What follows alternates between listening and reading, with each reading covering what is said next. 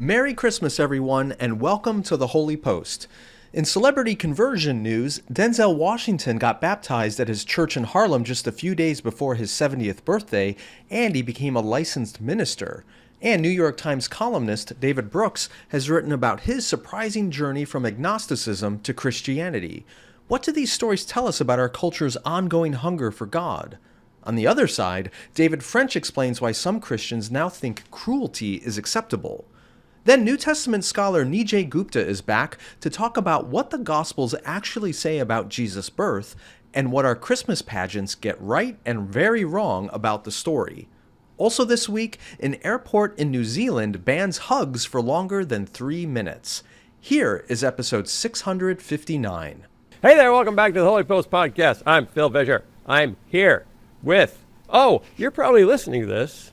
This comes out on Christmas, right? Right, guys? Christmas. It's Christmas. Yes. Merry Christmas. It's Christmas. Merry Christmas. I'm here I'm with sure- Sky Jatani. What, Sky? Hi, Phil. I'm guessing everyone is listening to this on Christmas morning before they open their gifts. Right. This Yep. is They're the making priority. a whole family this is sit around. the first gift. The first gift of Christmas is the Holy Post Podcast. And then the second gift is your family and Jesus. But the first gift is the Holy Post. And Kaylin Shess is here from her secret military base somewhere in... Secret Christmas military base. Yes, she's in Yeah. the The White North I don't know. Pole I Christmas feel like room. people might listen to this when they're doing their afternoon walk to get away from their family for a little bit. Oh, This that might could be. podcast Yeah. listening time. Yeah. Little projection, Yeah. Caitlin. No, I don't want to get away no. from my family ever. She loves her family, Mom. and I she love wants you. to be with them all of the time. How much family do you have around this Christmas, Sky? All the ones that are normally around. Mostly my wife's family. I've never Yeah. been in your house at Christmas, so I don't like know these- which yeah, so family my- is normally around. My parents live nearby. Amanda's parents are nearby. Some of her family lives nearby. My brother's in California, but so it's the normal crew. Okay. How many are there on Amanda's side that you would see for a holiday such as this? How many relatives total? Yeah, that you would see. Oh gosh, it's a lot because they're multiplying. They're having children. But and they still all get together for Christmas Yeah. at some point. How many? How many, Sky? How many? I don't know how to count this. She has 4 siblings. There's 3 siblings in her family, and then they're all married, and there are 10, 11 grandkids, and then some of those grandkids are now married, so there's at least 4 more great-grandkids. Oh, wow. It's a lot of people. Wow. You've got a gaggle. never- I'd say that's I've never really gaggle. calculated it. That's a gaggle. Tell us about your hat, Sky. It's a lovely hat today. Yeah, I was thinking because it's Christmas Day, I should have had like a Santa hat or something. Yeah. But I didn't plan in advance, so I had to grab the most like Christmassy hat that was out. Festive. So it's a Baby Yoda hat. It's a Very Grogu Christmassy. hat Who with the was ears. born to save us with his Something- supernatural yeah, in a- abilities. in a galaxy far, far away, something like that. Yeah. Um, Yeah. yeah, this was another one given to me at a Holy Post event. I do need to say this though. I need to make a disclaimer. I should have said this earlier. We've gotten a lot of hats from people, very wonderful people, I'm sure, very well intentioned, but they tend to be like ministry hats, like literal ministry hats. They are they are promoting some ministry and some nonprofit, Oh. whatever. And I have Oh. to confess, I'm a little bit hesitant to wear any of those on the air because Yeah, that's not I'm gonna worried fly. that I'm worried that one of them may end up on like the Roy's Report in some kind of scandal, and then there's a picture of me like wearing the hat because I don't know anything about these ministries. I don't know what they're up to. I don't want to be an endorser of something that. Whereas Baby Yoda. I am going to. I'm in the I clear. have new ideas for Christmas presents for you. I think a Joel Osteen hat is coming your way from Yes, me. yes, yes. And then, yes, let's think of who we want to associate Sky with. Yes. Who Ooh, I've got might some be ideas. headed I- for trouble. I am bringing you a hat back with me from here, Sky. Are you? Just get excited. Is it military related? I think it will be.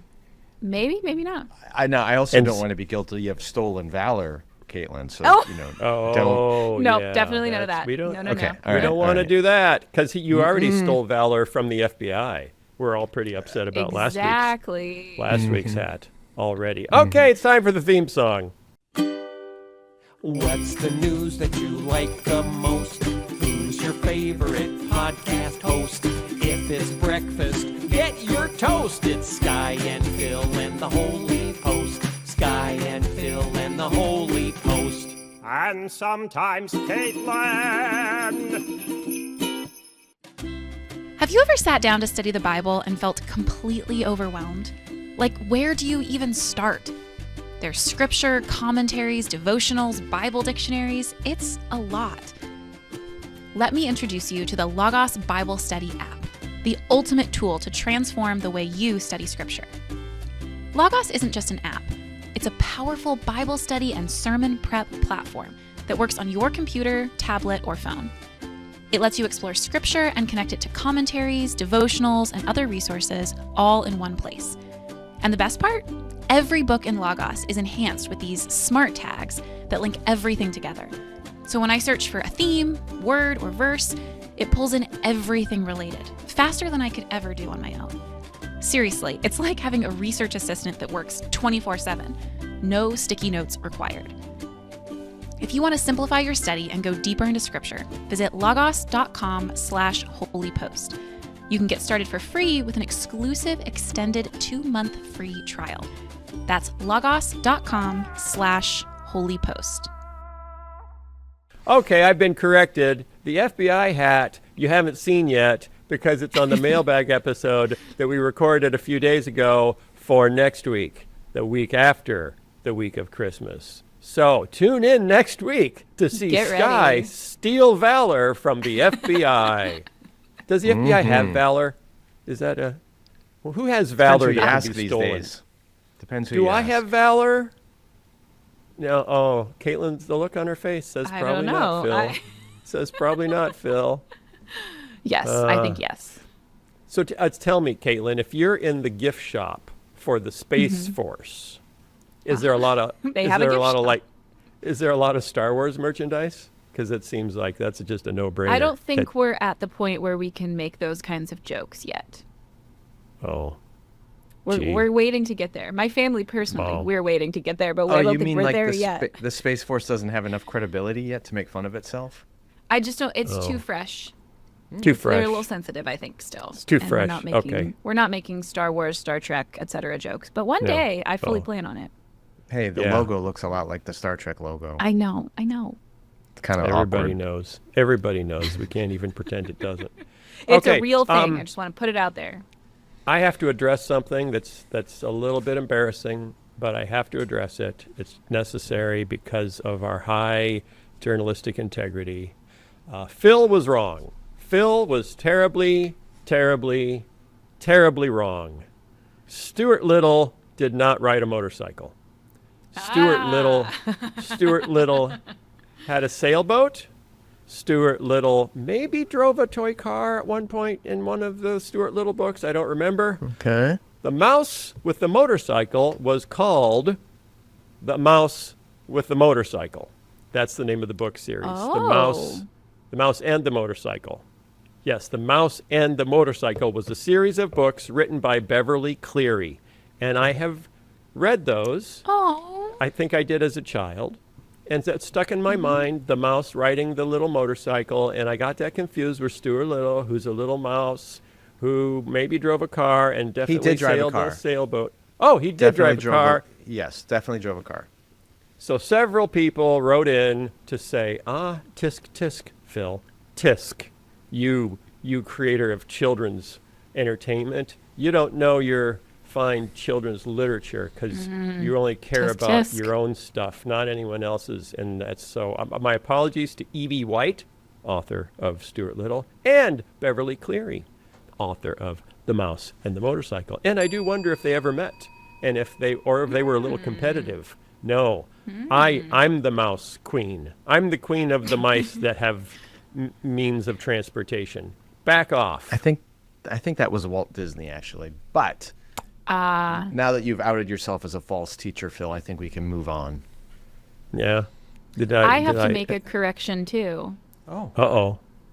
Yes, My mother Caitlin. This is what we do at corrected me. Christmas.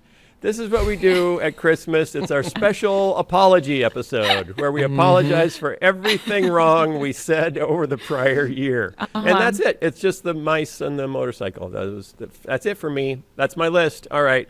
Caitlin's turn. My mother corrected me that apparently I did have Richard Scarry. That was the name, right? Yes, Richard Scarry. Yes. I had those books. I read them. I guess they went in one ear and out the other because I don't They remember. did not But she stick. felt it was very important for the world to know that she did not deprive me of that as a child. Yeah, I did that's in fact good. read Yeah, them. I wouldn't think she would. I have a lot of respect for your mother, and I would too. think that she would provide you with the classics as She a would, foundation yeah. for your young life. Sky, who changed his hat already and no longer has ears, and I told you as soon as you took that off, I was going to stop recording until you put it back on, and you took it off. You dared me. You called my bluff, and I'm very upset because it's Christmas.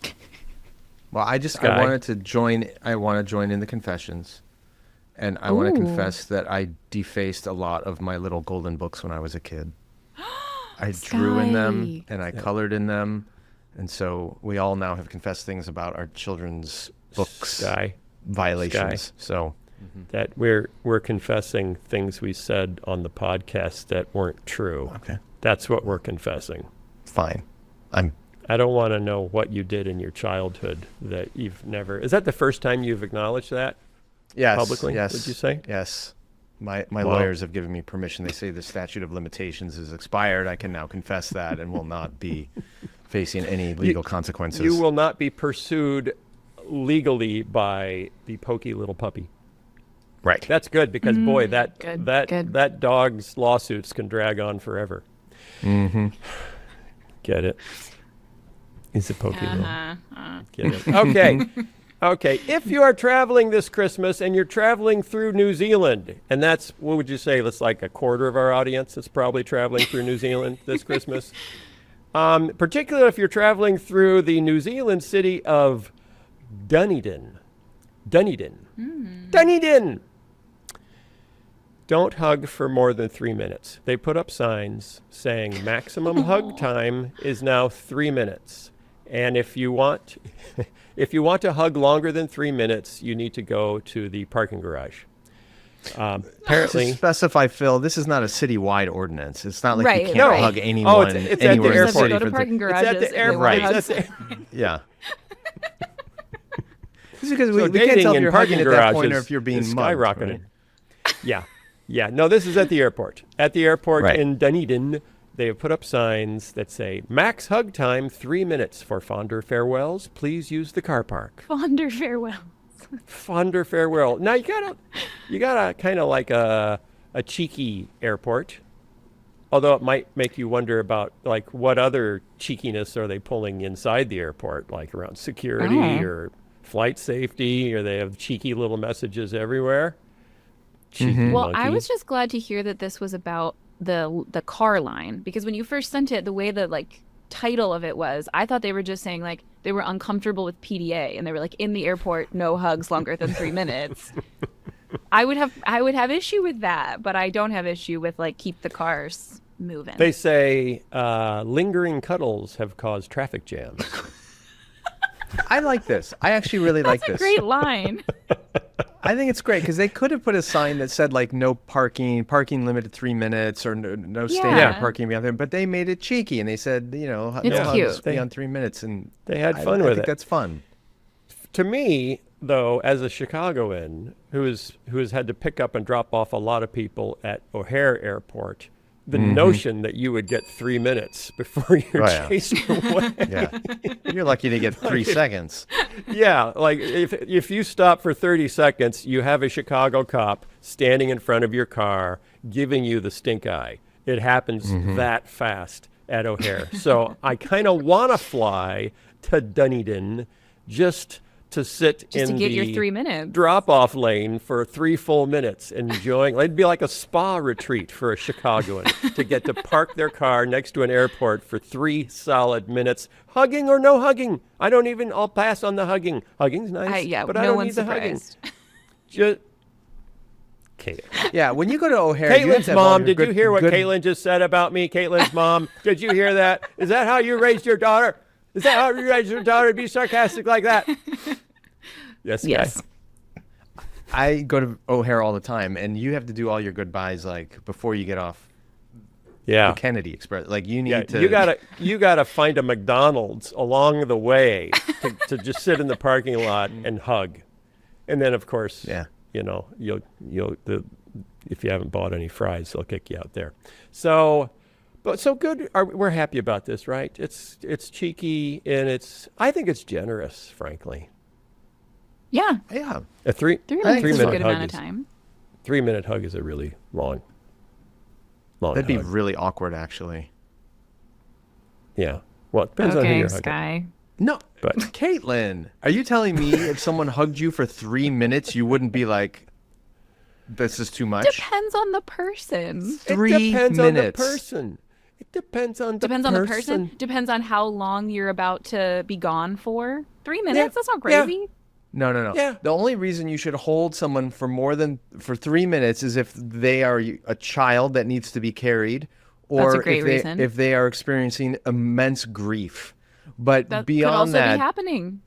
not at the airport. It could be. I don't know. Yes, 'cause they're Not at leaving that you. age. Also, So it's no, immense- I reject this premise. There's other good 3 reasons. minutes. Do you have any idea how long 3 Okay. minutes is? Yeah, You know what we're yes, going to do? Sky, I do. You know what we're going to do at our next all-day Holy Post retreat? We're No, all no, going to no, hug no. for 3 minutes. We're going to hug No, that's- Sky for 3 minutes, and we're going to kinda like when- and Emerson, we need to record it so it can go on social media. Yeah, no. because No. it's kind of like when parents will make their kids hug for. Have you seen this? There are parents that will be like, if you fight with your sibling, your punishment is you have to hug for 5 minutes, and it really does like help them because they end up laughing and it's kind of sweet. Mm-hmm. So maybe to build team building, we all just need to hug Sky for an uncomfortably long He- amount of time. oh, wait a minute. You can hold hands for 3 minutes. You can do side hug for 3 minutes, like arm around the shoulder hug for Yeah. 3 minutes. But like full on Yeah, frontal Eh, hugging for 3 Sky, minutes. I feel like we need to discuss what has happened 3 in your minutes. life where this seems unreasonable to you. No, I think that's excessive. I think that's excessive. Okay. Okay, all right. David French asks, why are so many Christians so cruel? Writing in the New York Times just a couple of days ago. And this is actually, hang on, this sounds like, hey, this is kind of a downer, Phil. I thought we weren't doing downers right now. And besides, it's Christmas Day and I'm out for my walk to get away from my family, Caitlin. And now you're talking about cruelty. No, this is actually a Christmas message in the end. He brings it around to Christmas. Why? He says so many people ask him, because he travels in non-Christian circles as well as Christian circles, why are so many Christians so cruel? He says the answer often begins with a particularly seductive temptation, one common to people of all faiths, that the faithful, those who possess eternal truth, are entitled to rule. Under this construct, might makes right, and right deserves might. He says, in other words, if you're right, you ought to be in charge. That's what he says is the seductive temptation. The idea that right deserves might is different from might makes right, and may even be more destructive. It appeals to our ambition through our virtue, which is what makes it especially treacherous. It masks its darkness. It begins with the idea that if you believe your ideas are just and right, then it's a problem for everyone if you're not in charge. In that context, your own will to power is sanctified. It's evidence not so much of your own ambition, but of your love for the community. You want what's best for your neighbors, and what's best for your neighbors is, well, you. I'm resonating with this because of the number of people I've interacted with on the thing that I used to be on that used to be called Twitter, that were really making this argument. Like, if Christians should be in charge. Of course Christians should be in charge. We're the ones that have the truth. So the world is worse off when other people are in charge, and the world is better off when we're in charge. David French kind of whacks that right in the head, and ultimately goes to looking at Jesus and the birth of Jesus and the life of Jesus as the ultimate example of, could have ruled by might, but really, really did not. Really, really avoided it and launched, an upside down kingdom, launching at Christmas time that was really the opposite of trying to be in charge through force or through might or through will of power. Sky, you were going to say something. Yeah, when you... Your longshoreman mode now that you're no longer Baby Yeah, my Yoda. son said in this outfit I look like I'm going to rob the Home Alone house. Yes, But, you do. That's the Christmas spirit. The best villains, not the best villains, but the most interesting villains in fiction, in movies, even in history to some degree, are the ones who have righteous motives, who believe they have righteous motives, like Thanos. Right, he thinks what he's doing is what's best for the universe, and he does all that terrible stuff. In Batman Begins, Ra's al Ghul, who's going to destroy Gotham because it's so corrupt, he thinks he's basically bringing about a renaissance and new birth to a dying, corrupted, evil city. And it's like those are the villains that always are the most powerful and nasty, is because they really believe in what they're doing and have divine or righteous sanction to do it. And to think that Christians aren't susceptible to that is naive. But it's ugly. It's really, really ugly. Yeah, David says near the end of the piece, it's remarkable how often ambition becomes cruelty. In our self-delusion, we persuade ourselves that we're not just right, but we're so clearly right that opposition has to be rooted in arrogance and evil. Yes. So we seek to silence and destroy our enemies. But it is all for the public good, so we sleep well at night. We become one of the most dangerous kinds of people, a cruel person with a clean conscience. Oh, man. I think the wildest thing about this Caitlin. is that if you took sections of it apart from the context that he is writing in, which begins with, I travel around the country, people ask me how Christians can be so cruel. If you took the rest of it, this just description of these kinds of motivations and how they work themselves out, you really could apply this across the political spectrum, different theological traditions, etc. But the most interesting part about it to me is most people will probably read this, myself included. My first read, it was just like, yeah, I have in mind the bad Christians, and they do this, and they believe their motives are pure, and they believe their convictions are righteous, and that's why we need to be in charge. Right. They ascribe to me that I am, the only reason I disagree with them is because I'm evil or stupid, but I would never do the alternative to them. I mean, especially, I think the most important part of this is the way that certainty about the purity of your convictions and motives is what leads to this. And I actually see this most often amongst people who came out of a Christian environment where this mentality was true, came out of it and adopted very different theological and political positions, but still often hold them in the same way that they were taught to hold them in the prior community that they were in. And too much, I think, of our conversation about what was wrong about certain forms of evangelicalism has been about some of the kind of superficial stuff. Like I have also changed my mind about certain political ideas and certain theological ideas, but not enough of the conversation has been around this logic of, if you are right, and not just right, like in the sense of being correct in your opinions, but if you are righteous, if you are the moral person who has the correct view on what's happening and is trying to do the right thing for especially whoever you perceive to be oppressed, vulnerable people, then it's like you can do no wrong. You can do whatever cost needs to be paid to get done this righteous thing you are trying to get done is a cost that is worth it. And I've been shocked by people who I thought, like me, were hurt in the same ways by communities that acted this way, turn around and act the same way with different convictions towards other communities, especially among some of the folks at Duke who I think we're not setting ourselves up well to be the kind of people who can be humble, who can ask good questions, who can change our minds again in the future. It's like we're just going to keep whiplashing between total certainty of one thing and then total certainty on the other end. So you're saying like David French's... The struggle for control between the two. Yeah. Right. So, Caitlin, if I'm hearing you right, you're saying David French's piece is written to address the cruelty he sees among conservative, Christian conservatives, whether that's cultural, political, or political, cultural, theological, or political conservatives. But you're saying cultural, political, theological liberals do this as well.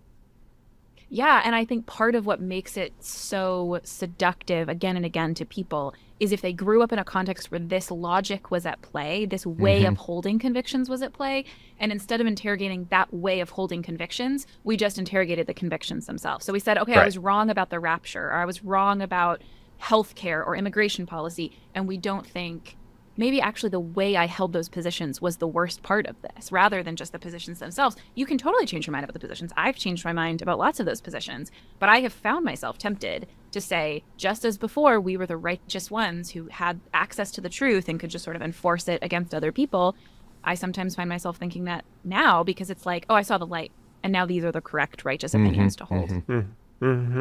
So it's two different things to say. I think I'm improving the moral quality of my positions versus saying, now that I've got them as good as they could possibly be, I should be the one in charge.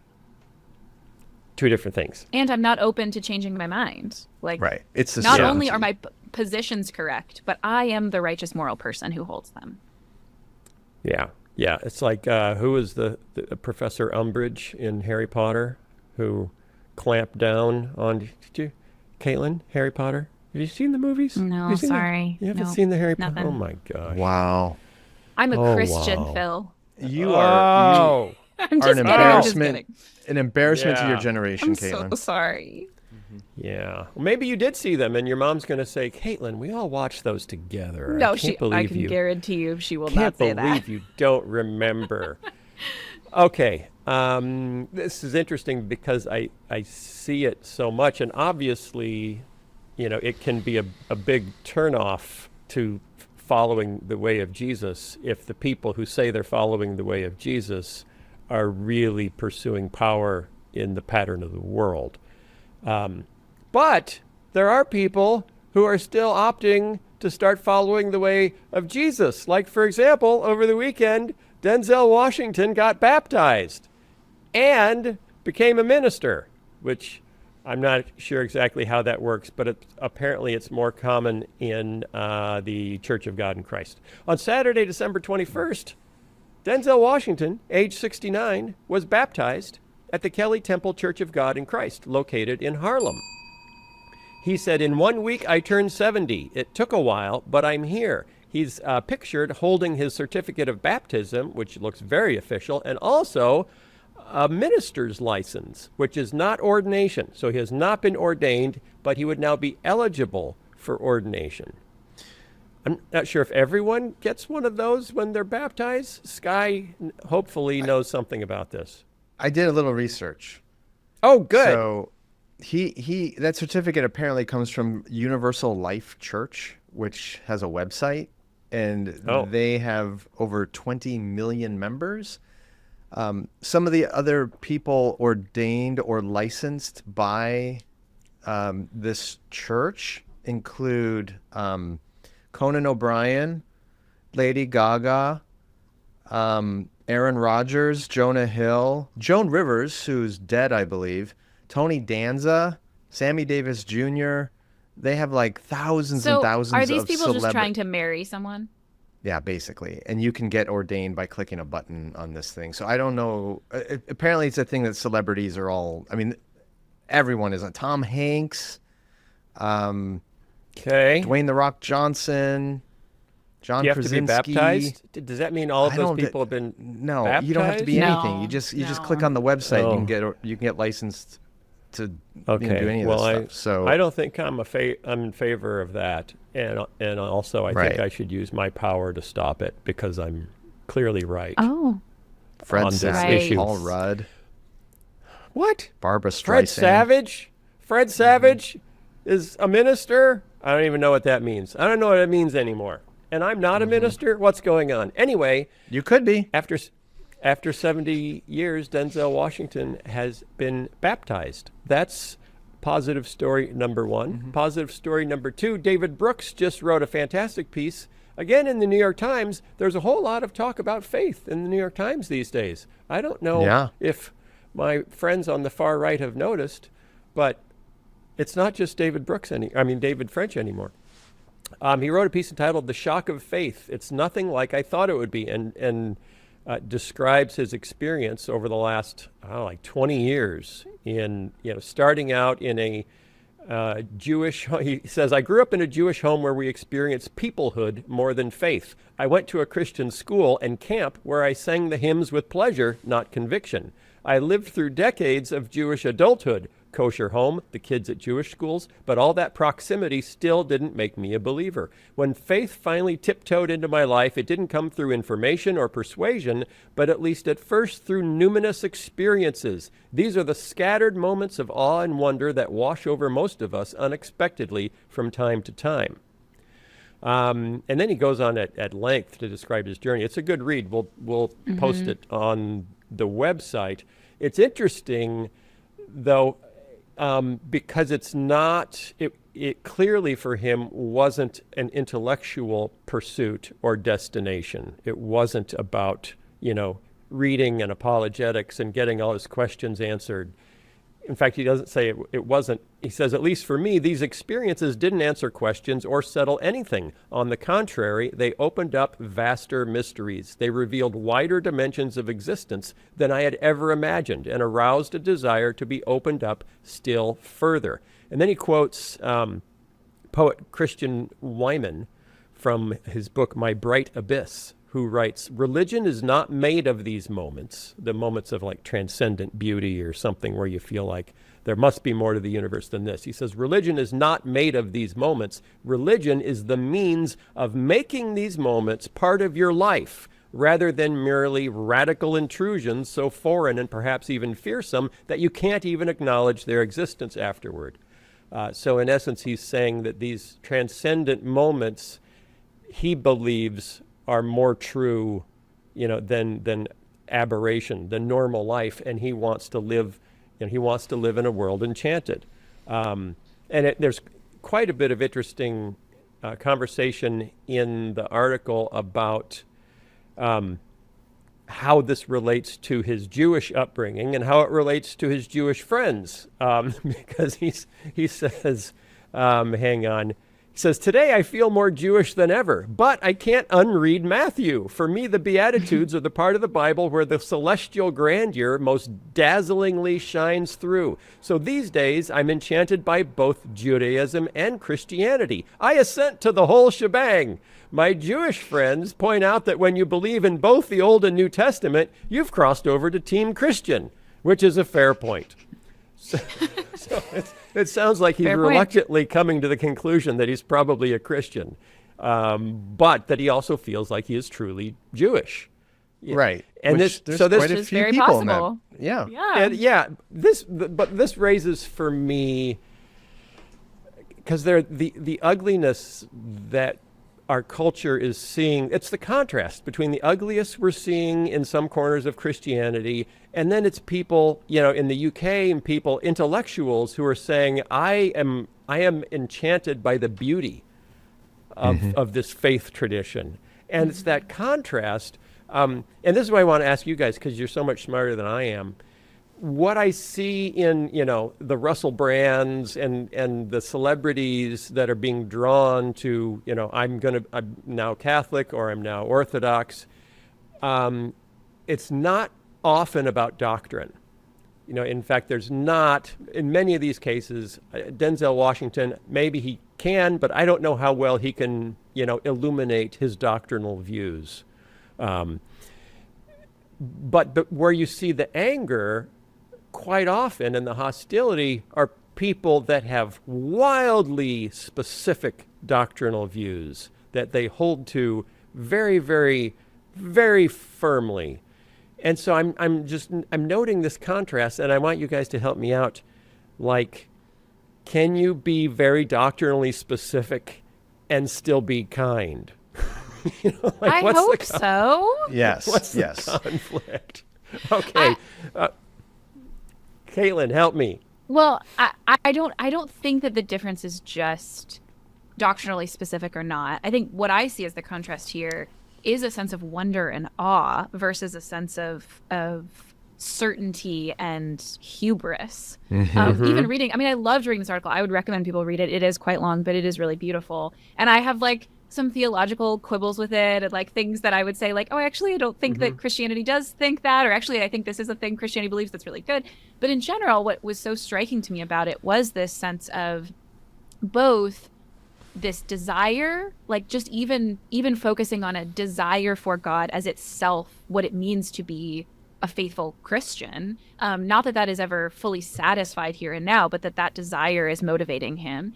And he even says, I did an episode of Curiously Caitlin last week with Justin Brierley about, rather than these like intellectual, like mathematical proof type apologetics approaches to believing in God, one argument that he makes is this fits both my sense that humans are valuable and my sense that there is a moral order to the universe. And this article is also sort of saying that, like realizing, looking at a train and going, all of these people are not just material things. There's something spiritual there. And if there is something spiritual there, if they have a soul, then someone made that. There has to be a creator. And he even talks about, too, this moral order, like reading the Beatitudes, reading the Sermon on the Mount and saying, this is compelling and beautiful and seems to fit my, not what I experience in the world, but my desire for how the world would be. Where does that come from? It must come from a creator.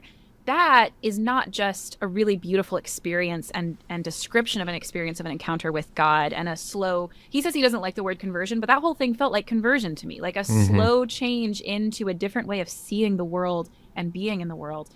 But it's all just filled through with this sense of awe, and I am small and the world is bigger and God made this huge thing and I have questions and I'm continuing to explore them. And I know lots of people who have done a lot of theological study and have a lot of specific doctrinal beliefs, but still have that curiosity and awe and wonder. And that's what distinguishes them, to me, from the people who are angrily arguing online. And actually, a lot of those people, I don't think have understood most of the doctrines they're fighting about. Because if you understood them just a little bit more than they do, you would tip over into, well, this is so much bigger than me, and I can't possibly even achieve this level of understanding that I am seeking, and it is huge, and it is scary, and also amazing, and like that to me is real doctrinal exploration. That only comes when you are curious and when you're in awe of who God is. You can fake it by having a lot of degrees and arguing with people on Twitter, but I don't even think that's actually doctrinal specificity. I think that's a heart that hasn't adequately been humbled by a God that is so much bigger than you. Well said. Very well said. I love this article, and I, again, like Caitlin, I recommend everybody read it. I think the difference is, well, number one, David Brooks is writing to a New York Times audience, and so I think he's trying to identify with that audience who are generally more secular and yet are dissatisfied with what modern secularism has provided for them in as far as meaning and resilience and wonder and enchantment, all those things we've been talking about.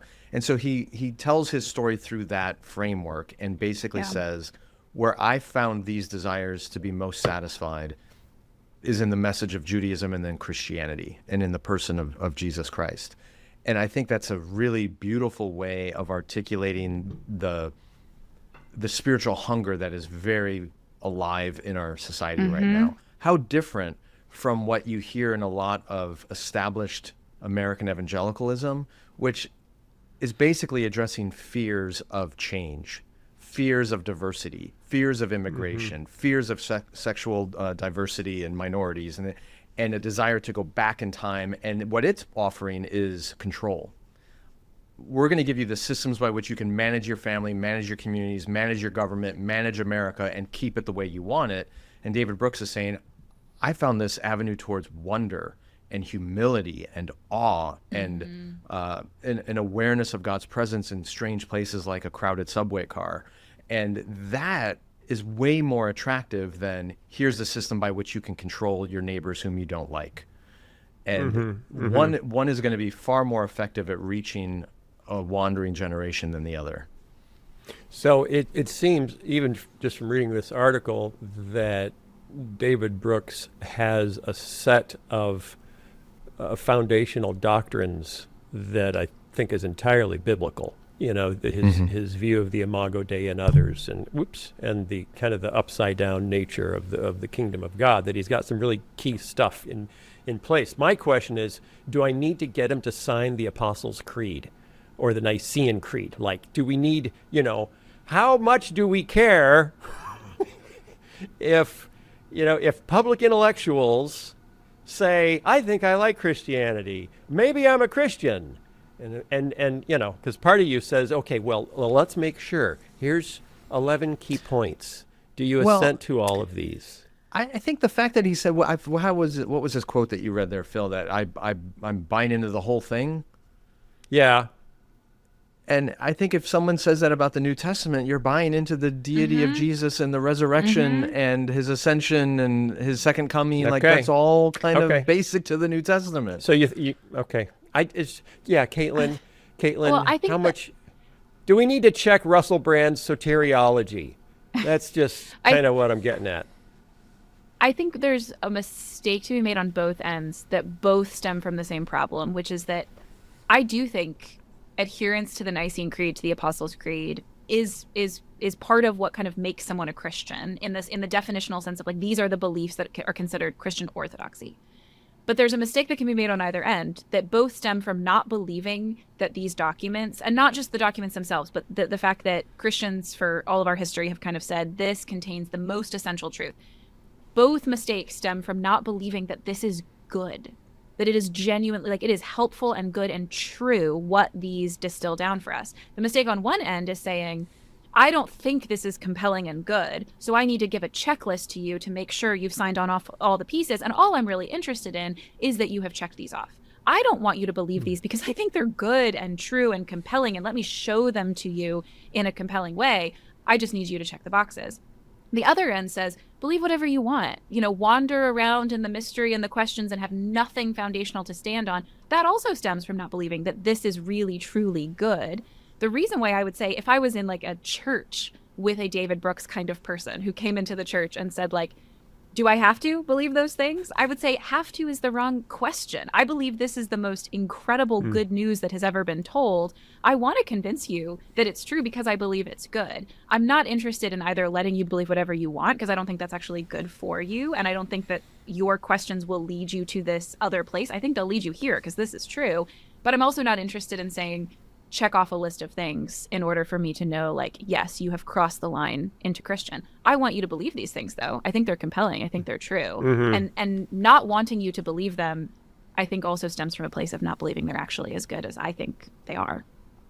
Yeah. Okay, so there's a church in the area that I'm aware of that has a statement of faith that is 11 pages long that you must sign to apply for church membership, which includes as specific as how old is the earth? Were there dinosaurs? Wow. Yeah.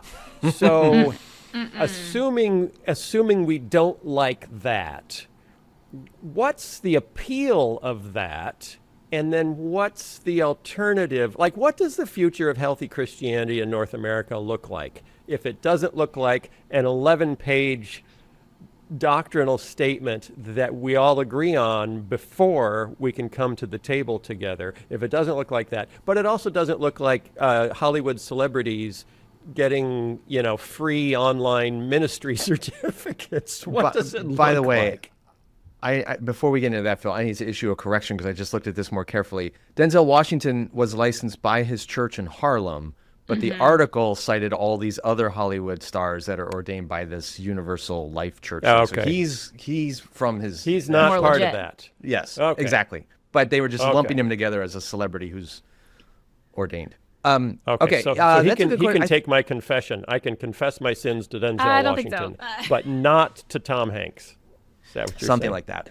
I think part of it, though, Phil, is the difference between, and Mike Erie talks about this all the time on the Voxology podcast, the difference between a center set and a bounded set kind of thing. So for those who aren't familiar with these terms, a center set means there is a center thing that we are all orbiting around, that we are all drawn to, that, and that center point is what defines the true faith. And a bounded set means there's like a wall or a barrier or a fence that says if you're inside that fence, you're part of my group. If you're outside, you're not. So center set means people can exist at different altitudes or different distances from the center while we are moving into it, whereas the bounded set means you are either in or out. You're in my yard or you're not in my yard. Yeah. And a lot of evangelical churches have that bounded set kind of thing, like you have to agree to all this to be part of me, versus the center set says the center is obviously Jesus and the historic doctrines of the faith that Caitlin was talking about that we are pointing toward. Yeah. The way I've heard him say it is that Jesus is the center, and if you're oriented towards the center, if that's your orientation and your desire, it doesn't matter whether you're an inch away or 100 yards away. It's the orientation that centers us and that creates this community, as opposed to a bounded set church where it's an 11-page statement of faith. And if you can't agree to all of it, you're outside the tent, you're outside the boundary. And Caitlin has a strong feeling about that, which she's about to share with us. Well, I think the other thing, and we've talked about this maybe to some degree on episodes before, but one of the failures of a lot of, especially kind of low free churches that are not associated with any denomination, is we have a real difficulty differentiating between primary, secondary, and tertiary theological issues, which is a slightly different way of thinking about this than how Mike Erie talks about it, but I think can work together with that. But a lot of the times when we're not tied to a denomination, and there are problems with denominations too, but when you're tied to a denomination, it's more explicit. Here are the things that distinguish our denomination from other denominations, and if you don't believe these things, you would be outside our denomination. But then here's the space of churches within this denomination can disagree. And really quickly, I think one way to think about these three things that can be helpful if you didn't grow up in a church that helped you think about this very well, to me, primary theological issues are the Nicene Creed, the Apostles' Creed, like the foundations of the faith. And it's not that we aren't basing that on Scripture, we are, but they just summarize the most essential teachings of Scripture that Christians have agreed on from the very beginning, that you could talk to a Christian in another part of the world, in a different part in history, and we would still have this understanding of Jesus's divinity, of the Trinity, of what the church is and who sustains it, what the Holy Spirit is doing. That is like primary. We dealt with those in the past. We decided if you're outside of this, that is a heretical position. Like, this is what Christianity is. Secondary issues, Christian churches can disagree on, but it might be pretty hard for people to exist in the same church together if they disagree on. For example, questions that you might be able to belong to that church, but it would be a little difficult for you, is questions like, who gets baptized? Do we baptize infants? Do we baptize adults? How do we think about communion? Who are we marrying? Like, those kinds of logistical questions. Right. They have divided churches in ways that I don't think are bad.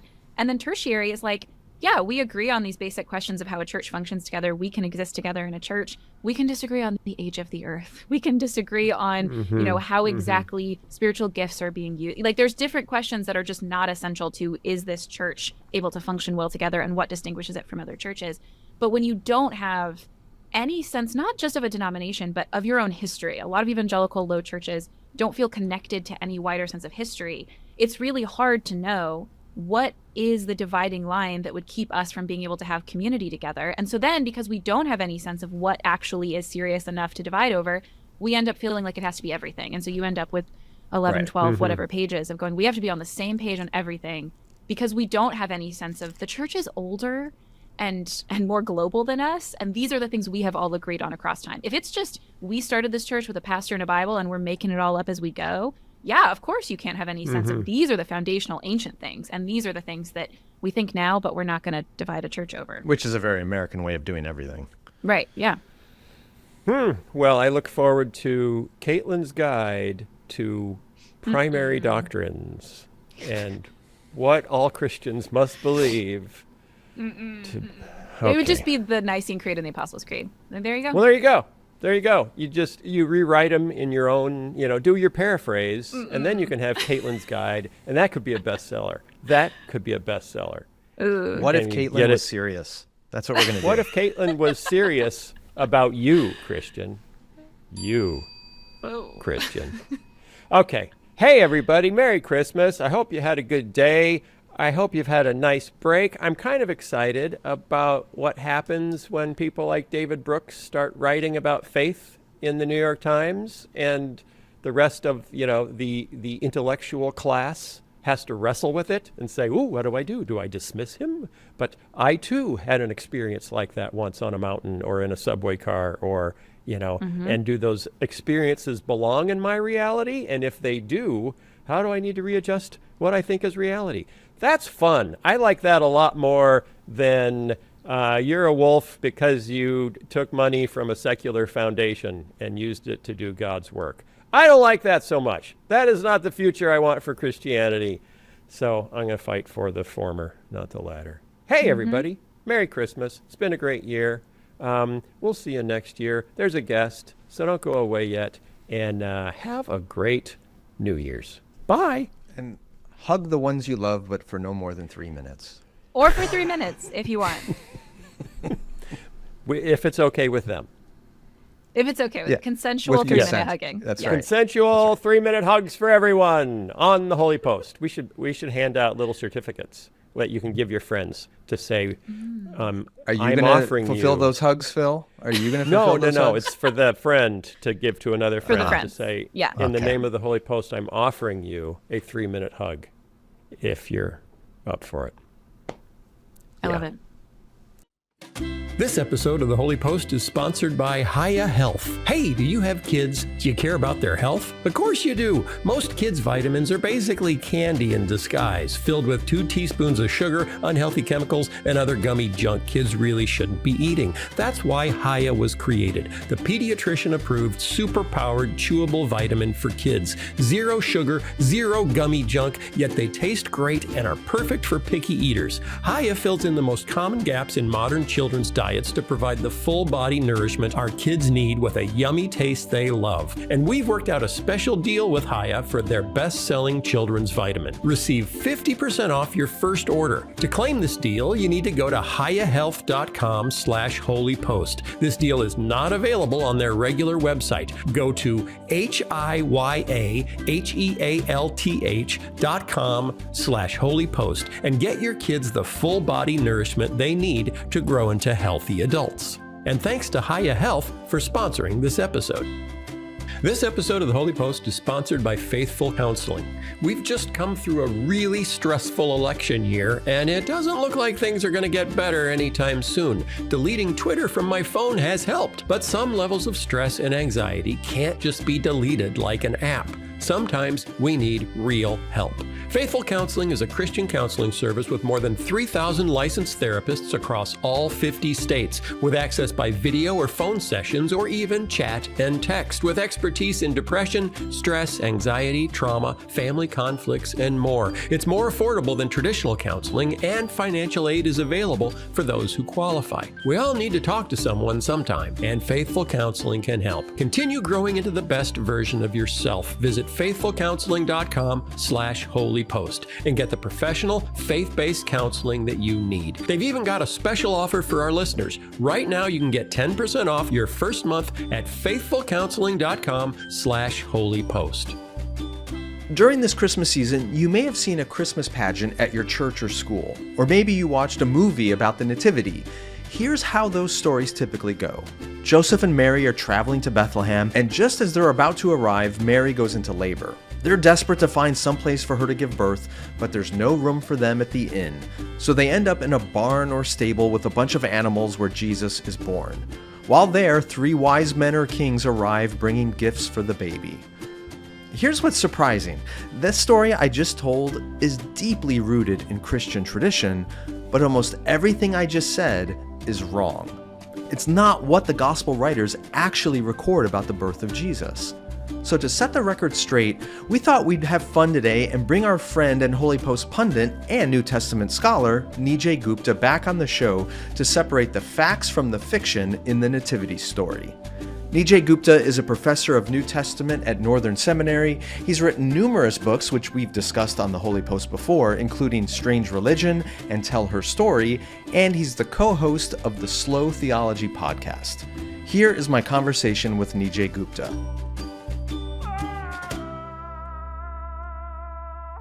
Hey everyone, I am here with Nijay Gupta, New Testament scholar, Holy Post pundit, and friend of the show. Welcome back, Nijay. Thank you. Good to be with you. Yeah, you've been doing a bunch of stuff. Like you were in San Diego with Caitlin recently for a Holy Post event. We had a blast. I don't know if you heard this, but Sublime, the band, was playing next door. So there was this huge line, and we thought it was for Holy Post. It was actually for Sublime. But we did have a great group, and it was fun. Yeah. Someday. Well, Merry Christmas. I don't know what plans you have with your family. You guys have any special Christmas traditions that you engage every year? We'll just be happy to have our freshman college daughter home for Christmas and just eat a lot of good food and try to stay warm. So we don't do anything, do much traveling. All our family's in the Midwest, and we gave up on that a long time ago of trying to fight flights and weather. So yeah, we stick it out in the Pacific Northwest. Well, you got to try to stay warm. We are in the Midwest, and it's bitter here already. All right, I'm glad you're back because you are a New Testament scholar, and probably the story in the New Testament that even non-Christians tend to know with some familiarity is the nativity story because it's so culturally embedded.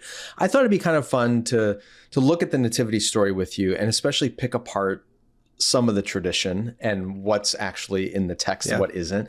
And then how would like a first century Jew or Roman have read this story and what would jump out to them that we kind of miss because of our cultural dislocation? We got a question that came in from one of our Holy Post Plus subscribers. He actually asked this question for a SkyPod episode, but I didn't want to. I saved it for you. So I'm going to read his question because it kind of captures it all. This comes in from Dave.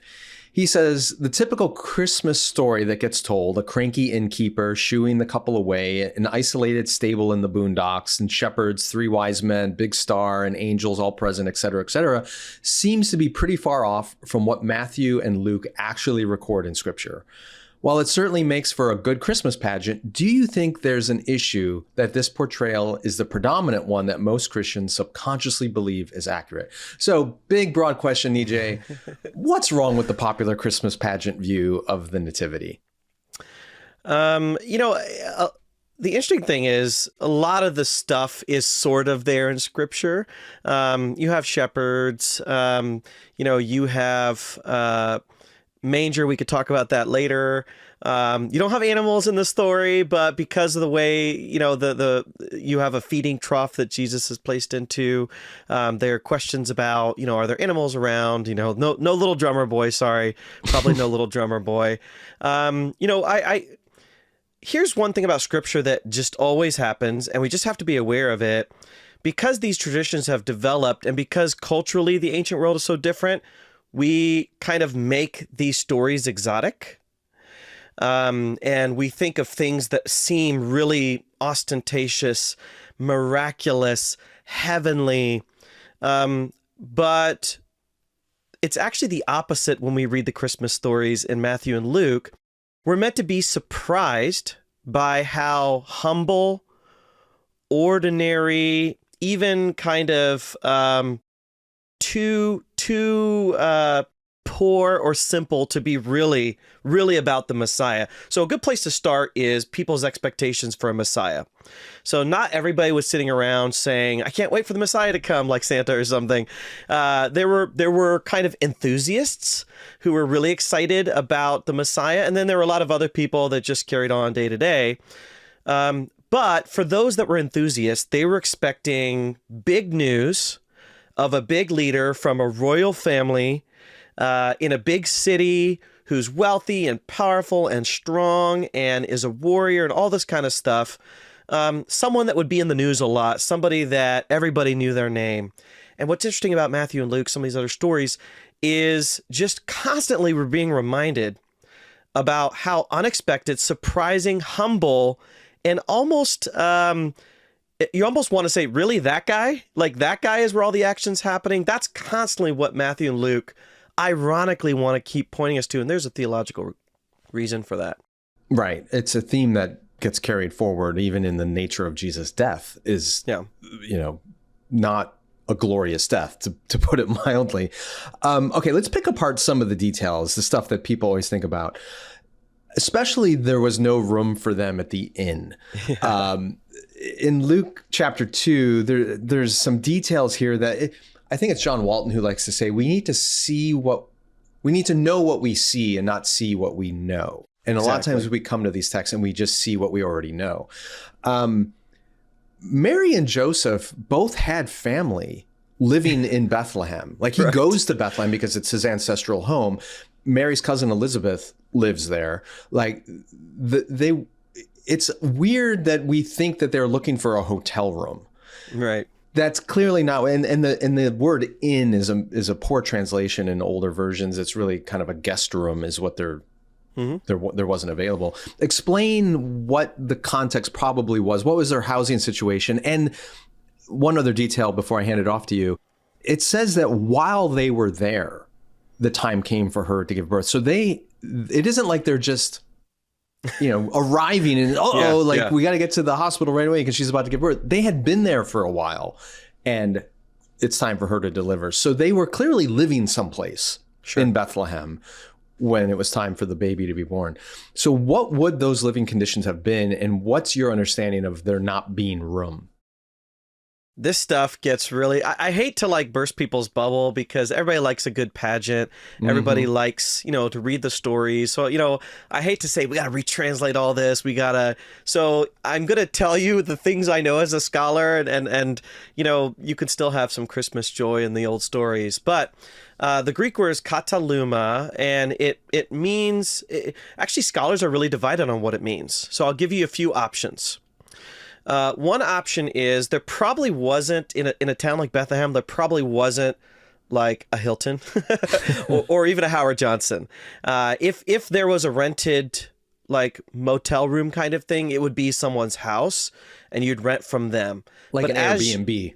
Kind of, yeah. But as you've indicated, they know people there.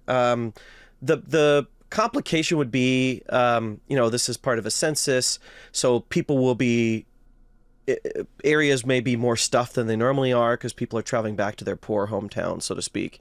So one option is they're staying with family, and this is kind of so from what I understand from the scholarly discussion, because it gets really complicated, is there might be a kind of common space in the house that's kind of dirty and drab, and you'd bring the animals in when it's cold to sleep in that room. So when I say a living room or something like that, that's not the picture here because it's not cozy. It would be more like the front porch with a little bit more shelter, that sort of thing. That's option number one. And that's a viable option. And the idea was, I think the whole idea behind this is, no one's rolling out the red carpet. No one is putting them up in a palace. That's the big picture here. That's what Luke constantly wants to reinforce is for a royal family, they're in the wrong places. They're being set up in the wrong places, so to speak. Okay, the second option is actually, I think, more interesting. And that is, scholars use the word caravansary. I've never heard this word before, but a caravansary is basically like the ancient equivalent of a truck stop. So this is a place that you would stop when you're traveling, and it's basically just a shelter, kind of maybe just a roof, no walls, no amenities, where people just shelter overnight from the weather, and the idea was there wasn't room even in the canvassary, so then they had to be in sort of the animal area. So even worse than that. So the two examples that I like to give is like a truck stop or a pit stop, or one scholar referred to kind of like a homeless shelter, but all the beds are full. And so you have to be where maybe the animals are, or maybe in where the trash area is, or something like that. So the bottom line is the family that we would want to give the best possible amenities to is put up in the worst possible conditions for when, this royal child is born. Okay. So one of the explanations I've heard, I was in Bethlehem earlier this year, and I was talking to somebody who's a believer there, and they were giving their take on the nativity story. And we were at the Church of the Nativity. And have you been there? Have you seen some of that? I haven't. I want to go, but so their take was, what often gets left out of this, and it makes sense because Luke is not really targeting a Jewish audience, was the Levitical purity laws. A woman is ritually unclean for 7 days after she's given birth because of the flow of blood and other things that are involved in childbirth.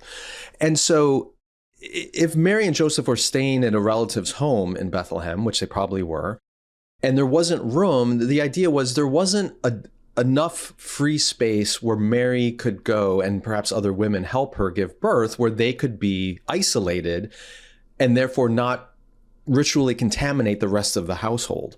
And so the only real option was for her to give birth in a place that was somewhat separated, whether it was a front porch or a cave or a place where animals are kept. But it wasn't that there wasn't space and this couple didn't matter. It's just like, there's a lot of people here and they need to remain ritually clean. They can't be in contact with a woman who's giving birth. And therefore we need to put you in this separate space. That seems to make sense, but we often interpret it as just no one cared about them. Right. And they got there late and there was no room to rent. It just doesn't make sense of the fact that they had family there. It was probably somewhat crowded for the census. And these homes often had very few rooms and they couldn't give an entire room just to one woman to give birth because it just wasn't possible. So you leave out the ritual uncleanness factor in all this and it begins to make sense why they had to separate. Yeah, absolutely. You know, Luke doesn't always mention the things that people take for granted, but I think the bottom line is it's always interesting to hear from celebrities or famous people, kind of their humble origins. Mm-hmm. You know, when you're watching talk shows and they have like a celebrity, they'll talk about their first job as a waiter, you know, working 3 jobs, trying to get an audition, that sort of thing. And Luke and Matthew are kind of doing this. You know, they're on the run. You know, Matthew's telling us there's this massacre. You know, they're on the run, that sort of thing. You have this and you have dingy and dirty. And you mentioned the blood impurity, that sort of thing, or fluid impurity. There's also, if there's a feeding trough, there's going to be animal impurity. You know, anyone that has pets knows that they track in poop mm-hmm. and they track in other things. And so, you know, they're surrounded by filth. But what's amazing is they're like go-getters. Like they're doing it. Like Mary's doing it. And what's amazing is we are. It really tells us something about where the privilege is. Mm-hmm. And for Luke, the privilege is in the humblest of places. The shepherds, you know, these shepherds are there witnessing this. Versus, so whenever you read Scripture, I'm telling this to people that are listening, but whenever you read Scripture, always think, what are the choices the writer's making, and what could they have done otherwise? Or even God, what choices is he making? What could he have done otherwise? So, for example, why are these angels appearing to shepherds and not magistrates and kings, right, or to Mary's extended family, or that sort of thing? There's such selectivity in the gospel stories. They can't tell everything. So what they tell you is meant to tell you something really, really, really important. Yeah, there's intentionality behind the details that are included here. And what I want to get to some of that more grandiose aspects of the story in a second. Before we leave the manger and the room and all that stuff, most nativity pageants and nativity scenes depict this birth in a barn or a stable or, yeah, an animal shelter. And when you actually read the text, all it says is they placed him in a manger, in a feeding trough. And based on that detail, we project, it must be in a barn or a stable, but that's not actually stated. And there were mangers often in the first rooms of homes, because as you said, on cold days, nights, they would often let animals into the shelter, maybe the front porch. So it's just interesting that we take these details and we spin out these bigger projections of what it means when it could have been in a home. It could have been on a front porch. It didn't necessarily happen in a barn or whatever. Let's get into some of the political language and more the grandiosity that you see in some of these stories. Let me say one more thing real quick before we move on. So if we're creating, if Sky and Nijay created like the realistic nativity, it might be like the Home Alone house where there's like 1 million people in the house and like that, it's overcrowded. Instead of having just the 3 of them, mother, father, and child, having like crazy uncles and a bunch of kids running around and like, all that kind of stuff. Now, the idea that animals would be around could be realistic because, people take really good care of their animals, that sort of thing. There's probably not chickens running around, that sort of thing. But, essential livestock that help with work and that sort of thing. It'd be really fun to create a realistic one. But I would like people to think of a crowded house. Right. And there were probably female relatives that were helping her. Yeah, absolutely. It wasn't just Joseph sitting there with, Yeah. Yeah, they're grabbing some of that frankincense and myrrh. Yeah. Yeah, right. Okay, let's talk about the political dynamics of this because that gets often lost. Luke in chapter 2 mentions Caesar Augustus. There is Roman language that's employed in the nativity story. Mary in her song in the Magnificat has very political language about kings being brought down and the humble being raised up. How would a first century reader, whether Roman or Jewish, have read these stories, and what would they have picked up on that maybe we would miss in the political undertones or overtones, depending on how overt it was, of the story? Yeah, I mean, just to affirm, it is very political. And Luke is I think more interested in the broader ramifications. He has that sort of prophetic kind of sensibilities where he's interested in how Jesus is going to make shockwaves and how the Messiah is going to turn the world upside down, to use language from the book of Acts. Matthew focuses a lot more on the Jewish political ramifications.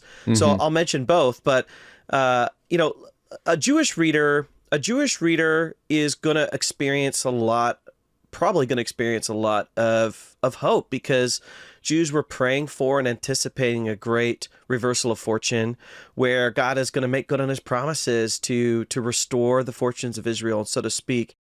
Depending on where their allegiances are, there were different Jewish mentalities. One was fight the Romans, one was tolerate the Romans, and one was cozy up to the Romans.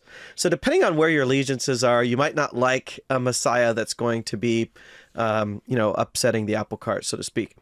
Now, a Roman reader, okay, if I'm putting myself in their shoes, especially for Luke, I mean, if they're very pro-Roman, I think they would say, we've heard this kind of thing before.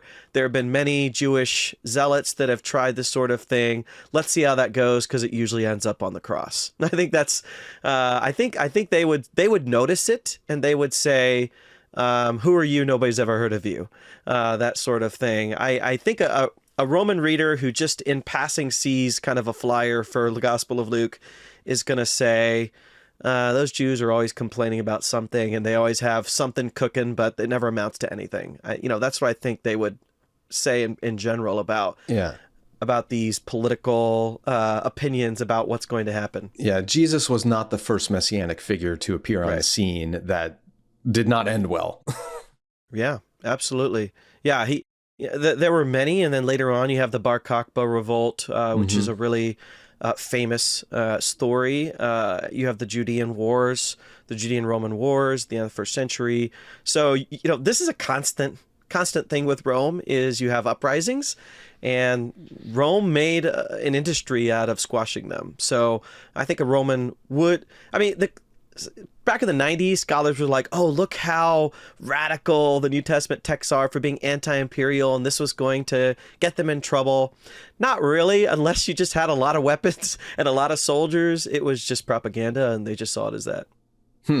Fascinating. What do you make of the announcement to the shepherds when the angel appears, and then all the angels appear? But the angel appears and uses really interesting language. I bring you good news of great joy. How... we've heard that a bazillion times. Even Charlie Brown uses it. What do we miss in that pronunciation or that announcement that would have resonated with a first century reader or early Christian? Yeah. I mean, this is one of those things where you just have to understand culturally what shepherds were and what they meant to society.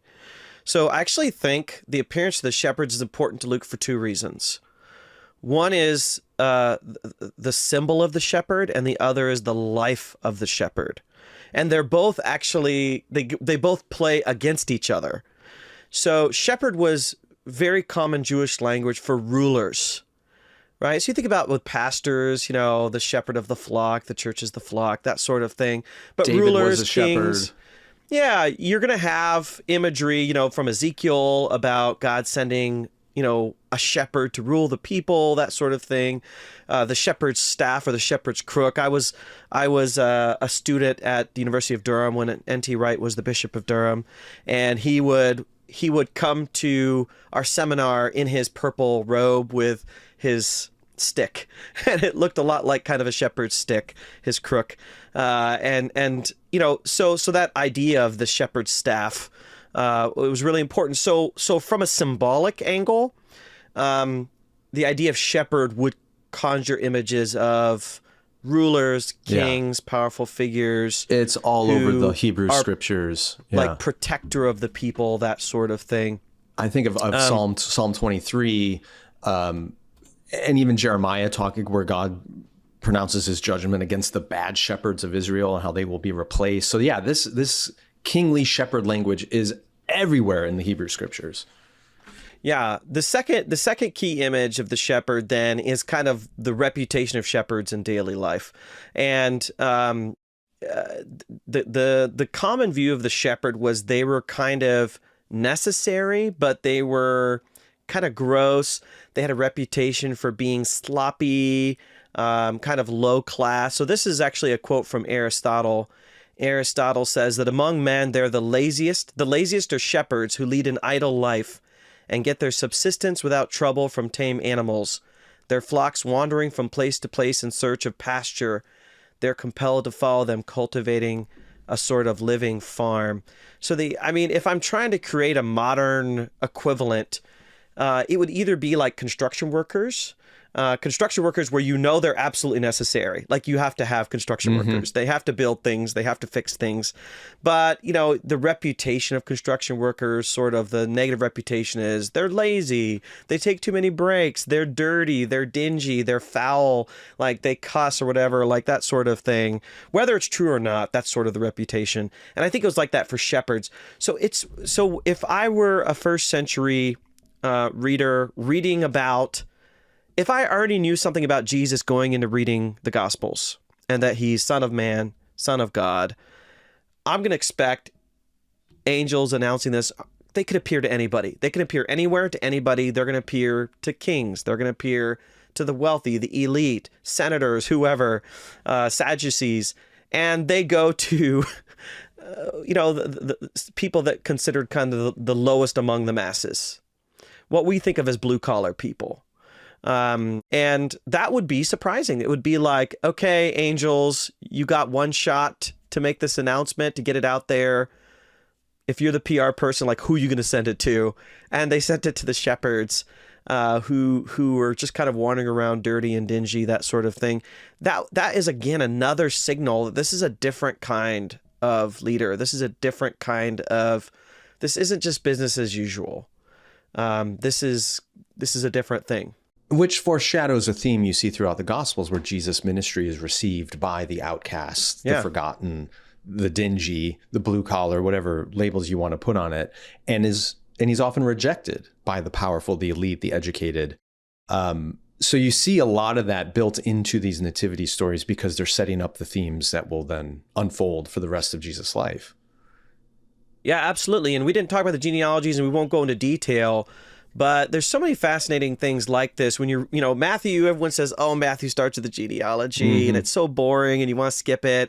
I kind of think it probably was that way for Jewish readers as well, except constantly Matthew's going to throw curveballs. And so, you're expecting man, son of man, or father of so-and-so begat so-and-so, and you get Rahab and you're thinking, huh? Like Rahab, the prostitute, the outsider. You get Ruth, huh? Like, who is she? You get the wife of Uriah. She's not even mentioned by name. And you're thinking, uh-oh, scandal. And then the real curveball is at the end, and Jacob, the father of Joseph. And then you're thinking the father of Jesus. Like that's, if you're just by rote doing the next line, that's what you're thinking. And it says, the father of Joseph, the husband of Mary, of whom Jesus was born. Whoa, wait a second. Like it's a crescendo to this big moment, and the moment really focuses on Mary. And that's going to throw a curveball because, how many names are mentioned here? 20, 30, and you only mention a couple women, and you kind of with some question, and then you end with Mary. Like that's the climax. That sets you up that this is a different kind of story of a different kind of person. Yeah, before we wrap up, somebody sent in a question about the genealogies, and explain how genealogies were used in the ancient world, because some people read them and they've used them to argue for, of all things, young earth creationism. Right. That if you take these genealogies as literal, then you only get back so many thousands of years, and to Adam, and that's why the Bible declares the world is only 6,000 years old or whatever it might be. That's a very modern way of reading genealogies. How did the ancient world understand genealogies, and how are the ones in Matthew and Luke used in a way that might surprise a modern reader? Yes. So, I mean, you kind of intuited it, but genealogies aren't used to establish timelines. They're really used to show a family legacy. The importance of a family, the importance of who's in the family, a family tree, but not for the purpose of, do you have heart disease, that sort of thing. It's really to highlight the nobility of a family. So you're going to be really selective. You're going to leave out the weird, horrible people.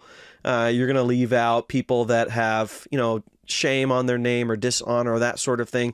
Even if you compare Luke and Matthew, they don't match up perfectly, obviously.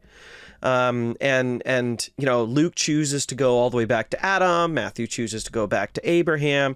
So it's not a scientific, biological, Ancestry.com. It's more of a story of a family's nobility and honor, the way the family chooses to portray it.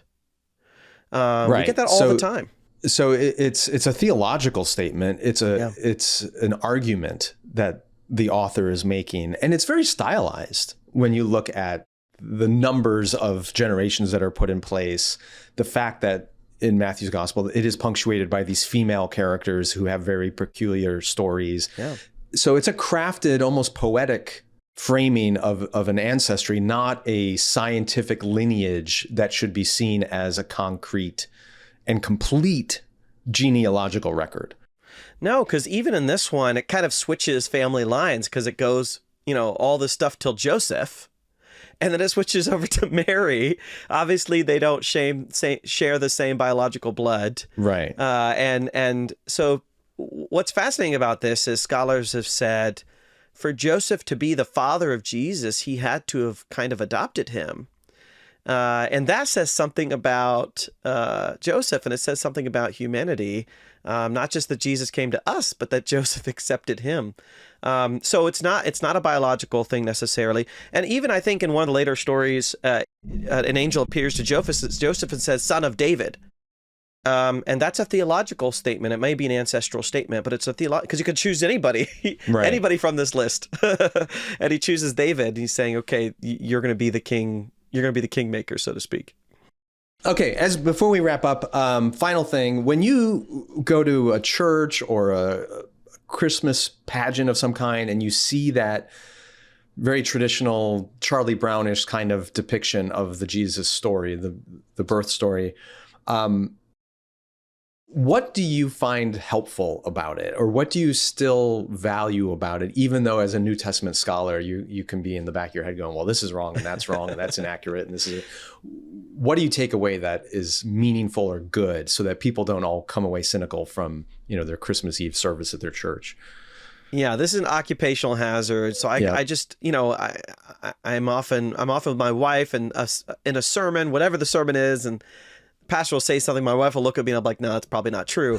I don't, go and, pick on the pastor for that. I know that I have more training than most pastors do, but I'm not a cynic and I'm not a curmudgeon with these things. I think about my kids. I think about someday when I have grandkids and what I want them to experience.